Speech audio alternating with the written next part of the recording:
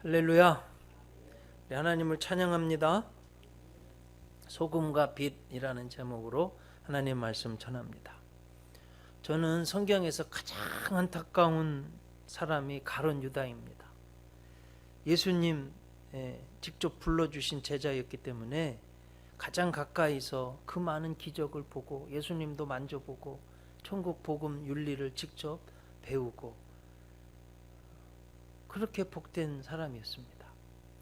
예수님이 회개를 맡기실 정도로 신임을 받았습니다. 그런데 그는 은 30냥에 그 욕심 때문에 예수님을 팔아 넘겼습니다.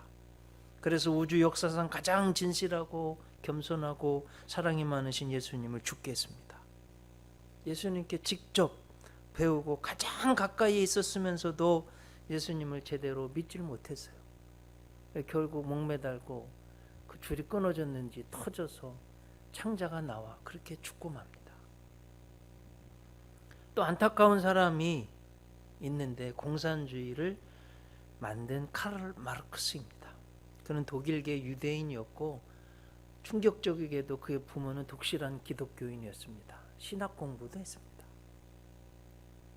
그런데 기독교를 아편이라고 하면서 공산주의를 만들었습니다. 그래서 노동자와 지배계급, 들어보셨죠 여러분? 플로레타리아, 부르주아지, 이렇게 사회를 극단적으로 양분시켰습니다. 그리고 지배계급이 노동력을 착취했기 때문에 무슨 수단과 방법, 폭력 혁명을 통해서라도 죽여야 된다, 그렇게 했습니다. 그래서 우리가 잘 알듯이 구소련에서 스탈린은 동족 4,500만 명, 중국 모태동은 같은 민족 8천만 명을 학살했습니다. 그 중에 기독교인들이 상당히 많이 있었습니다. 근데 여러분, 너무 우습게도요, 카르 마르크스, 엥겔스가 준 돈에 의해서 사치하고 향락하면서 상류계급으로 살았습니다. 자기 자식들은 비참하게 살았습니다. 기독교에 가장 가까이 있었는데 제대로 믿질 못해가지고 이런 일들을 만들었습니다. 다음으로 안타까운 사람이 저는 김일성입니다. 그 외할아버지가 강도눅, 저 북한의 칠골교회 장로님이셨어요. 그의 어머니는 강반석.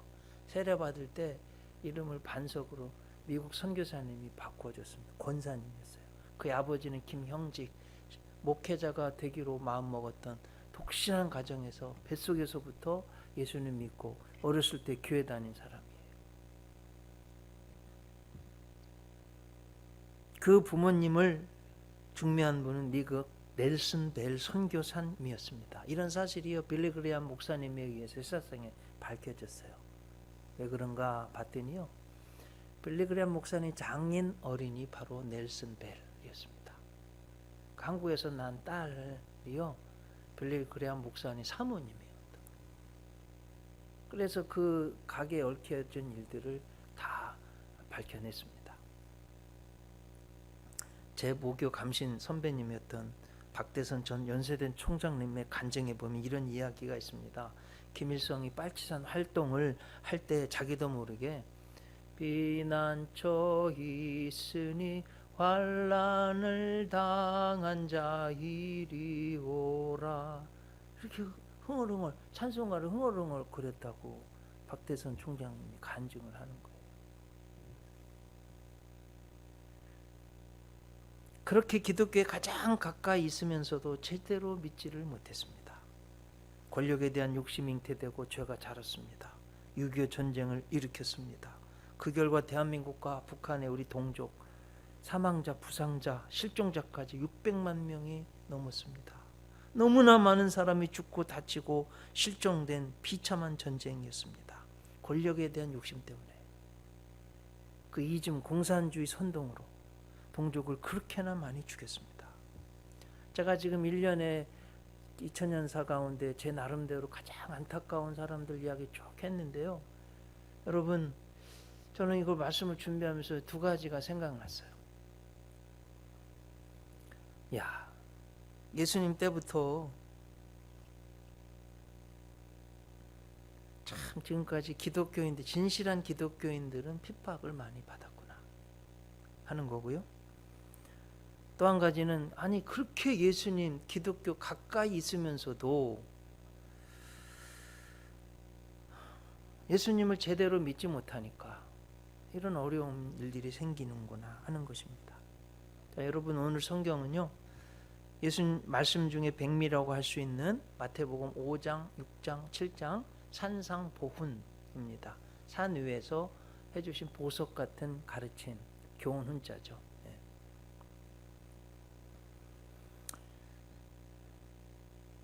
예수님 말씀하신 그 중에서도 팔복 이어진 말씀입니다. 오늘 말씀은 우리 그리스도인들이 세상에 대한 책임, 이웃과의 관계가 어떠해야 하는지 가르쳐 주시는 너무 중요한 말씀입니다. 알아야 될 것이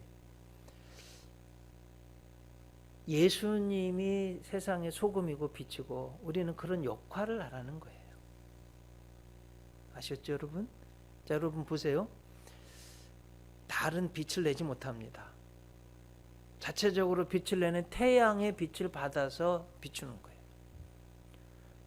진정한 의미의 소금과 빛은 예수님이고 예수님은 우리가 예수님처럼 소금과 빛된 역할을 사회에 해라 이런 말씀입니다. 오늘 말씀을 더 잘 알기 위해서 바로 앞의 말씀을 우리 보아야 됩니다. 마태복음 5장 10절로 12절 의를 위하여 박해를 받는 자는 복이 있나니 천국이 그들의 것임이라. 나로 말미암아 너희를 욕하고 박해하고 거짓으로 너희를 거슬러 모든 악한 말을 할 때에는 너희에게 복이 있나니 기뻐하고 즐거워하라. 하늘에서 너희의 상이 큼이라. 너희 전에 있던 선지자들도 이같이 박해하였느니라. 예수님 때부터 지금까지 진실한 기독교인들은 그리스도인들은 예수님을 믿는 참 믿음 때문에 박해를 받았습니다. 여러분 지난 2000년 동안 보면 상황이 좋았을 때도 있었지만 어려울 때도 많았습니다. 지금 당장 북한만 해도 예수 믿는다고 그러면 총살당합니다. 그런 어렵고 힘든 상황에서 어떻게 해야 하는가? 지금 2020년 대한민국 상황에서도 우리가 세상을 향해서 사람들과의 관계에서 어떤 역할을 해야 되는가? 오늘 우리에게 주신 하나님의 말씀입니다. 자, 보면 오늘 13절 말씀 마태복음 5장 13절 너희는 세상의 소금이니 소금이 만일 그 맛을 잃으면 무엇으로 짜게 하리요 후에는 아무 쓸데없어 다만 밖에 버려져 사람에게 밟힐 뿐이니라. 자, 여러분 뭐 보세요. 예수님은 천국에서 지구로 지구에서 세상 속으로 들어와 주셨습니다. 너희도 그렇게 하라는 거예요. 소금은요 여러분 소금 부뚜막에 아무리 많이 있어도 뭐예요? 음식에 넣어야만 맛을 내잖아요. 집어넣어야 됩니다. 소금이 맛을 내려면 음식 속으로 들어가야 됩니다. 어려움과 박해가 있다고 세상에서 숨고 도망가는 것이 아니라 오히려 세상에 들어가서 맛을 내고 비추라는 말씀입니다. 자, 소금의 특징이 있어요. 뭐 다 잘 아는 상식적인 내용이죠. 맛을 냅니다. 저는요 설렁탕, 갈비탕을 엄청 좋아합니다. 그래서 설렁탕 먹으러 새벽 예배 맞추고 가끔 가요. 아무리 유명한 설렁탕 집에 가도요 소금 간을 안 하면 아무 맛이 없습니다. 모든 음식에 간은 맛을 내는 건 소금을 넣어야 됩니다. 그런 것처럼 여러분들이 내가 세상에서 맛을 내라는 거예요. 그런 분들 되시기 바랍니다. 영국의 빅토리아 여왕 시절에 쌍벽을 이루던 대정치가 둘이 있었습니다. 한 분은 해박한 지식, 뛰어난 웅변으로 대중을 매료시켜서 수상이 되었던 자유당의 당수 윌리엄 글래드스톤입니다. 다른 한 사람은 문학도 출신으로 의회 정치를 잘 이루어서 수상을 경험한 보수당의 총재 벤저민 디즈레일리입니다. 그런 유명한 두 정치인의 만찬에 모두 초대받은 영광을 누린 매력적인 한 영국 여성이 있었습니다. 훗날 어떤 사람이 이 여성에게 물었어요. 글래드스턴과 디즈레일리 두 사람을 다 만나보셨군요. 가까이서 만나본 두 정치가의 인상이 어떻던가요? 하고 물었어요. 그녀는 회심의 미소를 지으면서 답했습니다. 두 사람 다 뛰어난 화술가였습니다. 차이점이 있다면 첫 번째 사람 글래드스턴은 자리를 함께한 후 나는 그가 영국에서 가장 박식하고 훌륭한 인물임을 깨닫게 되었습니다. 그러나 디즐레일리와 자리를 함께한 후에는 영국에서 내가 가장 매력 있고 훌륭한 여인이라는 자신감을 갖게 되었습니다. 이게 큰 차이점이었습니다. 여러분 어떠십니까? 전자도 훌륭한데요, 후자가 더 훌륭하지 않겠어요? 그 사람하고 이야기하면 내가 참 필요한 사람이고 존귀한 존재구나 하고 깨닫게 해주는 얼마나 멋있는 사람이에요. 이렇게 다른 사람에게 인생의 맛과 의미와 보람을 느끼게 하는 사람이 진정한 그리스도인이다. 그런 사람들이 되려는 거예요. 소금 두 번째 특징은 썩는 것을 막습니다. 소금은 방부제로 여러 가지 음식에 들어가 썩는 걸 막습니다. 예수님 시대 생각해 보세요. 사막이에요. 온도가 높습니다. 문 냉장고가 있습니까? 음식이 쉽게 상해요. 그래서 그걸 막기 위해 소금을 넣은 거예요. 그런 것처럼 세상에 썩어져 가는 것을 너희들이 소금의 역할을 해서 썩는 것을 막으라. 이게 주님이 우리에게 주신 명령입니다. 참 재밌게도 여러분, 바닷물은요 소금이 3% 내지 4%밖에 안 된답니다. 근데 바닷물 전체가 짜요. 더 놀라운 섭리는 여러분 비가 오잖아요. 세상에 더러운 것을 싹 씻어서 강물로 바다로 들어가요. 근데 바다의 그 짠물이요 그 더러운 것을 다 정화시키네요. 하나님은 태양빛을 주시고 수증기가 돼서 다시 우리에게 맑은 물을 내려줄 비로. 참 놀라운 섭리잖아요. 이 중에서 우리는 이 바닷물이 짠 것이요 모든 세상의 더러운 것을 깨끗하게 썩는 걸 막아주는 역할, 우리 그리스도인들이 해야 된다는 거예요. 사랑하는 성도 여러분, 언제든지 우리 그리스도인은 정직하고 진실해야 합니다. 썩는 것을 막아야 됩니다. 세 번째, 소금은 생명을 유지시킵니다. 중동의 사막에서는 날씨가 덥기 때문에 땀을 많이 흘립니다. 그래서 소금은 사람과 짐승에게 살기 위한 필수품이에요. 저도 한 5년 됐나요? 6년 됐나요? 근데 6월 군번이에요. 그때는 얼차례 많았습니다. 그 중에서 여러분 오전 하고 훈련 받고 얼차례 받는데요. 떼학볕에서 태양빛에서 서 있어요. 막 땀 막 철철 납니다. 좀 저쪽에서 푹 사람들이 훈련병들 쓰러지는 거예요.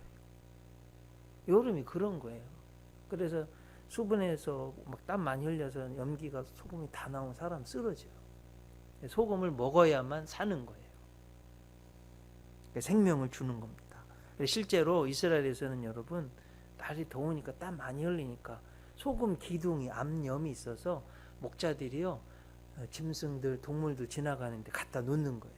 그러면 양, 염소, 낙타가 와서 혀로요 바위를 핥아요. 그럼 소금을 먹는 거예요. 그럼 안 죽습니다. 생명을 유지시켜 주는 거예요. 소금이. 그렇게 그런 역할을 우리 그리스도인들은 세상에 하라는 겁니다.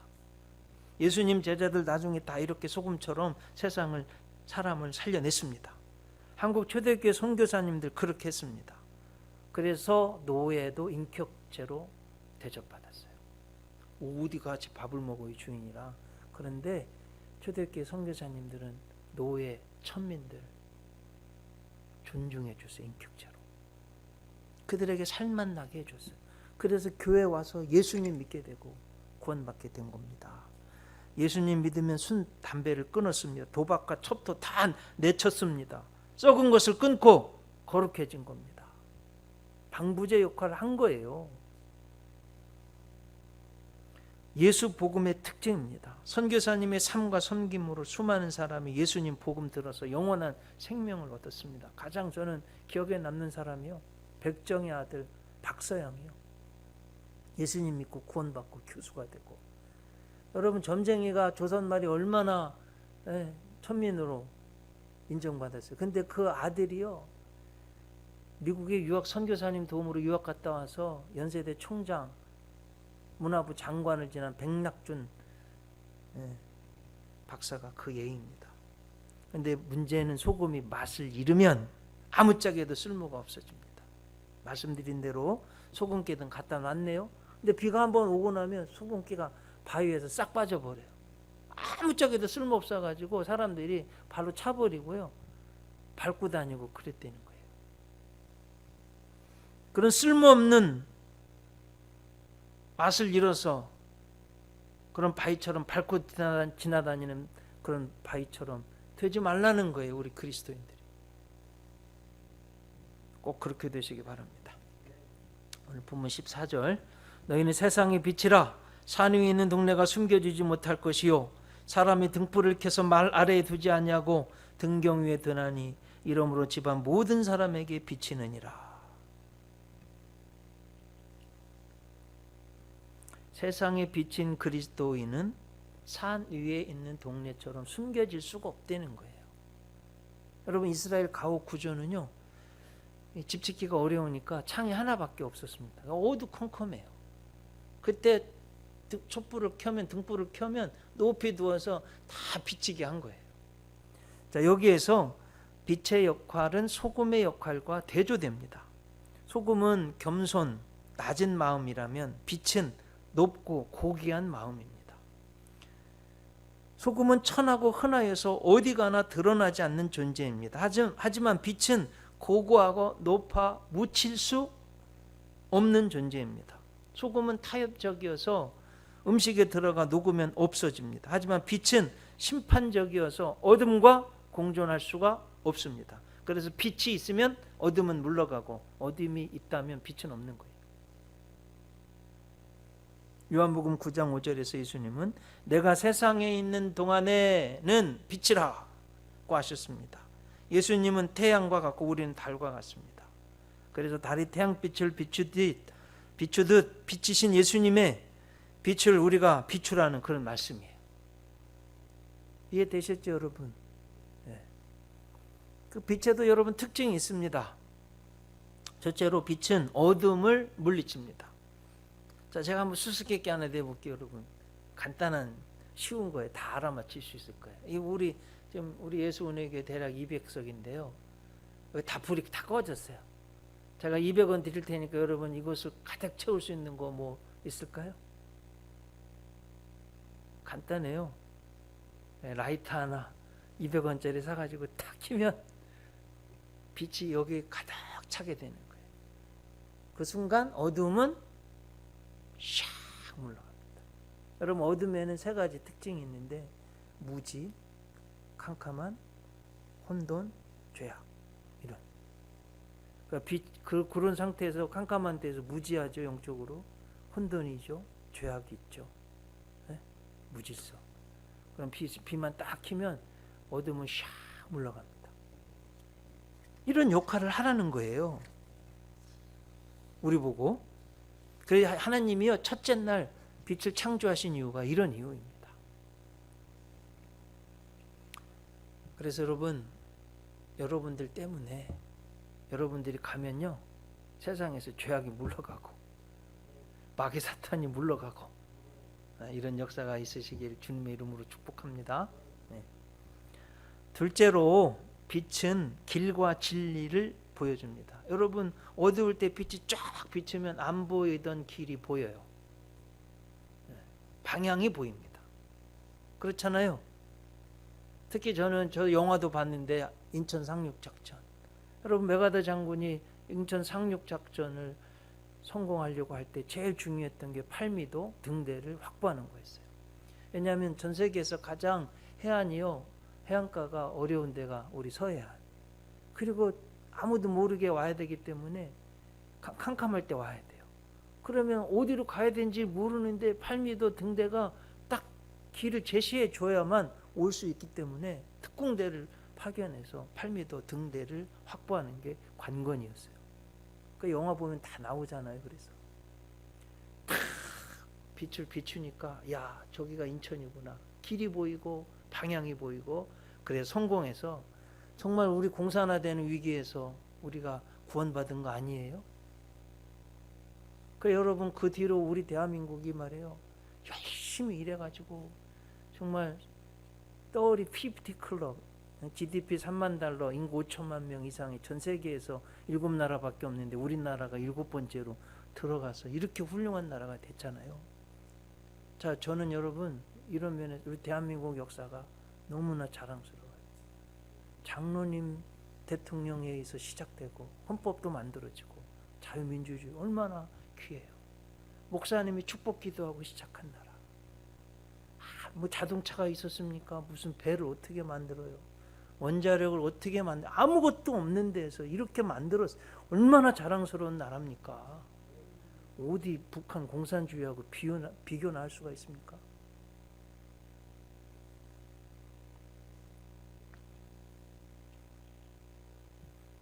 예수님의 빛이 비치면 천국 가는 길이 보입니다. 요한복음 14장 6절. 예수께서 이르시되 내가 곧 길이요 진리요 생명이니 나로 말미암지 않고는 아버지께로 올 자가 없느니라. 예수님 빛이 비치니까 하나님께로 가는 길이, 진리가 보이는 거 아니겠어요? 저는 구약 성경에 보면 이 빛의 역할을 가장 잘한 것이 노아 방주라고 생각해요. 사람들이요, 죄악이 관영했어요. 막 죄가 판을 치는 거, 시집가고 장가가고 먹고 마시고, 하나님에 대해서는 뭐 신앙 예배에 대해서는 아무도 생각을 안 하는 거예요. 하나님이 다 심판하겠다. 야, 구원은 방주야. 이 방주에 타야 돼. 120년 동안 외쳤는데 단 한 사람도 안 들었어요. 다 조롱. 야, 이거 무슨 이렇게 좋은 날 무슨 하나님 믿고 예배를 드려. 그렇게 조롱했어요, 노아를. 어쩌면 지금과 같은지 모르겠어요. 기독교인들 다 조롱받고 말이에요. 근데 믿음을 지켰어요. 어떻게 됐어요, 여러분? 비가 와서 다 물에 빠져 죽을 때 방주만 붕 떴어요. 그리고 몇 규빗 높이 올려놓으셨다고 그랬어요? 15규빗, 6.75m. 그렇게 조롱하던 사람들은 다 물속에 빠져서 죽는데 하나님은 방주를 15규빗, 6.75m 높이 올려놓으셨어요. 그런데 참 이거 여러분, 게마트리아라고 히브리어 숫자 성경 해석, 숫자에도 의미가 있다는 거예요. 제가 여러분 영상 보내주신 거 보셨습니까? 꼭 보시기 바랍니다. 앞으로 계속해서 한 주 내에 22개 다 보내드리려고 그래요. 제가 보내드린 거 꼭 보세요. 이렇게 알렙, 베이트, 기멜, 달렛에서 22개인데 그 이스라엘은요, 숫자를 히브리어 자음으로 표시해요. 15를 표시하면 10이 뭐냐면, 한번 보세요. 요드인데 손이에요, 손. 요 앞에 보이시죠, 여러분? 손. 이렇게 됐어요, 이렇게. 하나님의 손이라는 거예요. 이렇게 보이잖아요, 저게.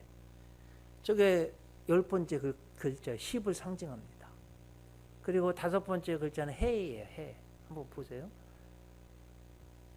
이게 앞에도 있습니다, 앞에도.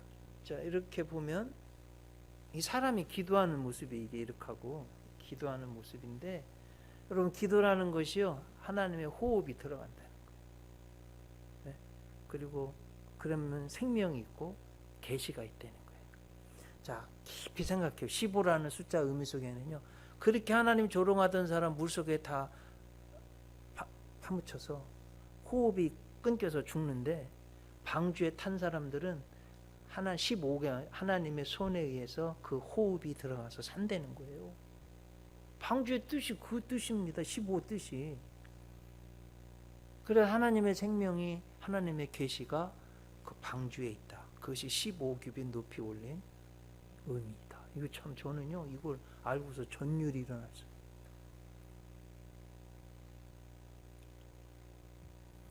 셋째로, 빛은 영적 생명을 비춥니다. 빛에는 빛도 있지만 열도 있습니다, 여러분. 그래서 지구와 사람에게 빛과 열이 없으면 다 죽습니다.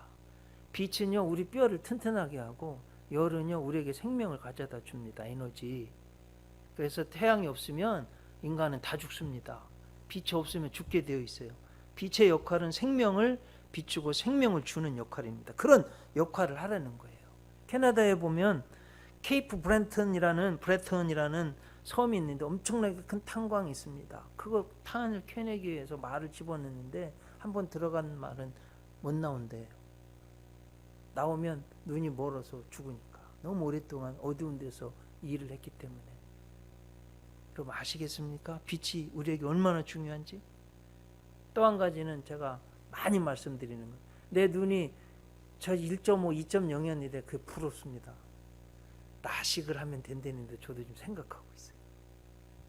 1.5로 들어갔대요. 우리 장철우 집사님 돌아갔대 1.5로. 조그만 글씨도 다 보인대요. 여러분 그렇지만 내가 1.5, 2.0, 아니 10.0이라고 해봐요. 하나님이 빛을 안 주시면 볼 수가 없어요. 아무리 내가 100.0 시력을 가지고 있어도. 이거 깨달아지는 사람은 복이 있는 분들입니다.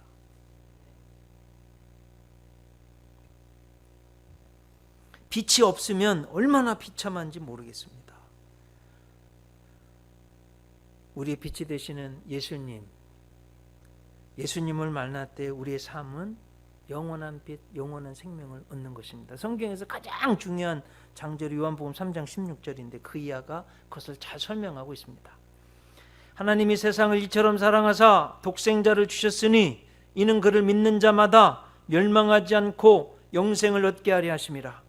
하나님이 그 아들을 세상에 보내신 것은 세상을 심판하려 하심이 아니요 그로 말미암아 세상이 구원을 받게 하려 하심이라. 그를 믿는 자는 심판을 받지 아니하는 것이요 믿지 아니하는 자는 하나님의 독생자 이름을 믿지 아니하므로 벌써 심판을 받은 것이니라. 그 정죄는 이것이니 곧 빛이 세상에 왔으되 사람들이 자기 행위가 악함으로 빛보다 어둠을 더 사랑한 것이니라.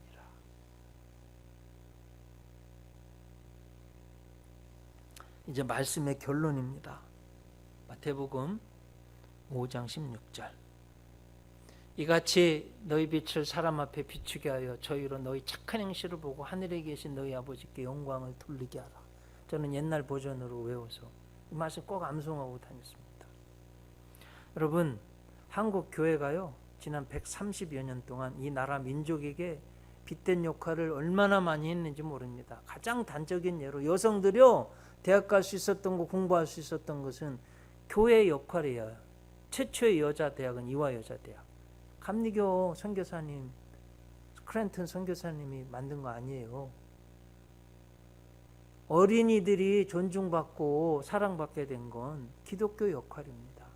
약자들이 존중받고 장애우들이 존중받게 된 건 기독교 역할입니다. 지금도요 여러분 세계 우리나라에서 가장 어렵고 힘든 곳 미혼모들이라든지 감옥이라든지 정신이 어려운 분들이라든지 신체가 어려운 분들이라든지 가장 약한 곳에서 봉사하는 70%가 기독교인들입니다. 가장 단적인 근래 예를 하나 들어볼게요. 태안에 기름이 유출돼서 정말 100년이 가도 회복할 수 없다고 그랬습니다. 여러분 다 아시잖아요. 얼마 전의 일이라. 100년 가도 회복이 불가능하다고 하는데 지금 여러분 불과 몇 년 만에 청정 해역이 됐어요. 태안이. 사실 저도 가서 조개구이도 먹고 헤엄도 치고 수영도 하고 그랬어요.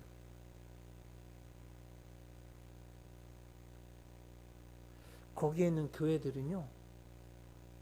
거기에 있는 그 지역 분들은요. 교회 오지 말라고 그래도 다 온답니다. 왜 그런지 아세요? 그 기름 닦으러 오신 분들 90%가 막 땀 범벅이 기름 범벅이가 되면서 다 닦아낸 분들이 누구냐? 90%가 기독교인이더래요. 이야, 아니 어떻게 저렇게 고생할 수 있지? 너무 고맙다. 알고 봤더니 다 교회에서 왔어요. 믿는 사람들이. 제가 섬기고 있었던 모건대학도 가서 기름 닦았습니다. 그냥 전도하지 않아도 야 교회 가야 돼. 교회 왔다는 거예요. 그 동네 사람들이.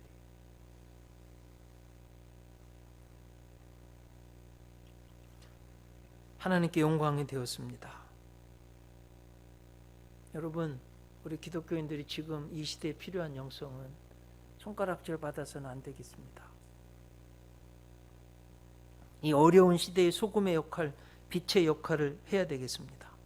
마스크요, 나를 위해서 쓰는 것 정말 필요합니다. 그렇지만 동시에 다른 사람을 위해서도 쓰셔야 됩니다. 저도요, 마스크 쓰는 거 별로 안 좋아하는데 요즘 철저하겠습니다. 제가요, 분리수거 100% 요즘 제가 아이들 갖고 나서 제가 다 해요.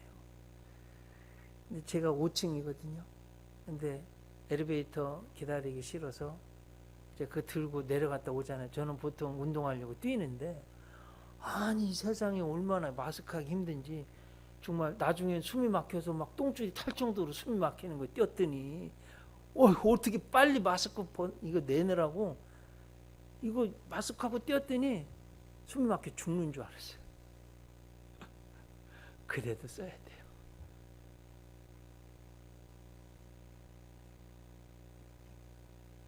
기침에 대한 예의, 방역을 잘 지키고, 욕을 먹어도 화내지 말고 인내하고 사랑으로.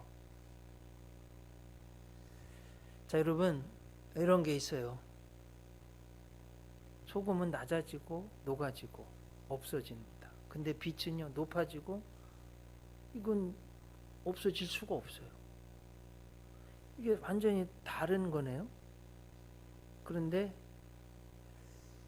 이 두 가지가 또 공통점이 있어요. 뭐예요? 소금은 녹아져야 맛을 냅니다. 촛불은 자기가 타야지, 녹아져야지 빛을 내는 거예요. 자기 희생이 없이는 불가능한 거예요. 그래서 우리가 소금의 역할, 빛의 역할을 하려면 자기 희생이 없이는 불가능해요. 아셨죠, 여러분? 맨날 내가 대접만 받아야 돼.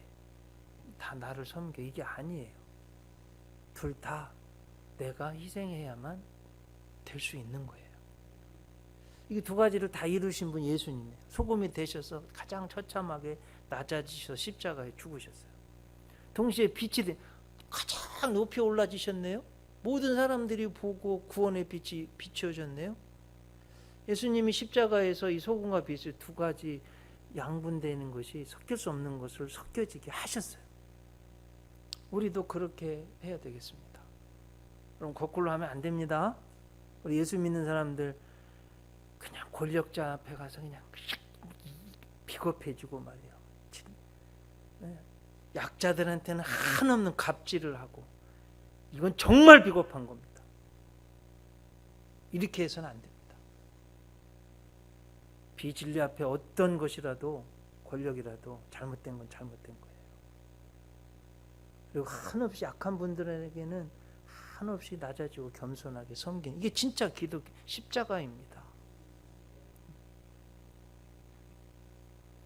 예수님이 너희는 세상의 소금이다, 너희는 세상의 빛이다, 이같이 너희 빛을 사람 앞에 비추게 하여 저희로 너희 착한 행실을 보고 하늘에 계신 너희 아버지께 영광을 돌리게 하라고 명령하셨습니다. 기도하시겠습니다. 주님, 이 어려운 시대에 너희는 세상의 소금, 빛, 그런 역할을 하라고 하셨습니다.